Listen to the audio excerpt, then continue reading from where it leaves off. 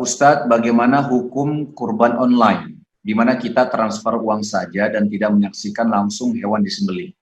Apakah tetap sah kurbannya? Dan bagaimana kita melafalkan niat kurban tersebut agar kurban online tetap memenuhi sahnya kurban?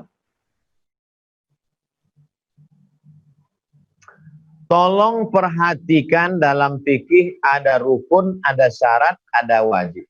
Rukun, syarat, wajib. Menyaksikan penyembelihan bukan rukun, bukan syarat, bukan wajib. Menyaksikan penyembelihan bukan rukun, bukan syarat, bukan wajib. Apa hukumnya? Sunat. Menyembelih sendiri bukan rukun, bukan syarat, bukan wajib. Apa hukumnya? Sunat. Oleh sebab itu, kalau ada lembaga yang terpercaya dan amanah bernama Human Aid Initiative, maka transferkan ke nomor mereka. Mereka akan kirim ke daerah minoritas, kampung terpencil, terisolir, fakir, miskin, duafa, tidak mampu. Serahkan, saya berkorban untuk saya, nama Fulan bin Fulan, istri Fulanah binti Fulan, anak Fulan bin Fulan.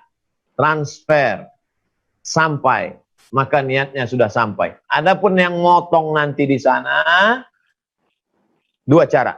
Bisa dia potong, Bismillahirrahmanirrahim, Allahumma taqabbal min Fulan bin Fulan. Allahumma taqabbal, terimalah ini kurban dari si Fulan bin Fulan. Andai enggak dia sebutkan, sampai.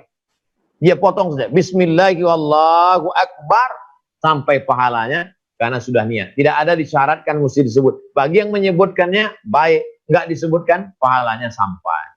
Jangan ragu, jangan khawatir, jangan anggap tidak sah, jangan anggap tidak afdal, jangan anggap tidak, justru Anda sudah berbuat untuk orang yang tidak mampu. Jangan tunda-tunda, segera transfer ke nomor yang amanah yang baik. Wallahu a'lam.